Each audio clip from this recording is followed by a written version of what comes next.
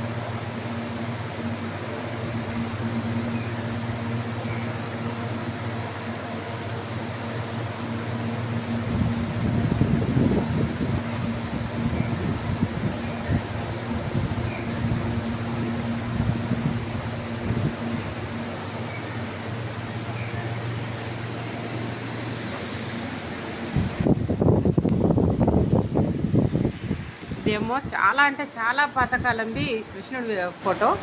ఇలాంటి ఫోటోలు మనకి ఇప్పుడు కనిపించట్లేదు, ఎక్కడ కనిపించాయి. వీళ్ళ ఇంట్లో అప్పటి జమానదంట ఈ ఫోటో. కనిపిస్తుంది కదా. నిజంగా అక్కడ డిజైన్స్ చూడండి. ఫుల్ ఇంటిది అప్పుడు వెంటిలేటర్ లాగా మొత్తము ఇవన్నీ డిజైను. వీళ్ళు డైలీ పొద్దున్న లేచి మళ్ళీ గుళ్ళ పూజ ఎట్లా చేస్తారో అదే విధంగా చేస్తారంట. పండితులు అంట వీళ్ళంతా. వీళ్ళ జీవనాధారము శారీస్ అమ్మడము, బ్యాగులు అమ్మడము, వీటిలోనే నడుస్తుంది అనమాట. మనలాంటి వాళ్ళు వచ్చినప్పుడు ఇక్కడ బేరం చేసుకొని తీసుకుంటే బాగుంటుంది. శారీస్ చాలా బాగా అమ్ముతున్నారు. మళ్ళీ వాళ్ళు కుట్టడం చేసి కూడా అవి కూడా అమ్ముతున్నారు వీళ్ళు. ఎవరైనా రావాలంటే ఇక్కడ రావచ్చు. సైకిల్ బాబా ఆపోజిట్లోనే షాప్ ఉన్నది. ये पूजा छोटी बहू ఏ బడి బహు శారీస్.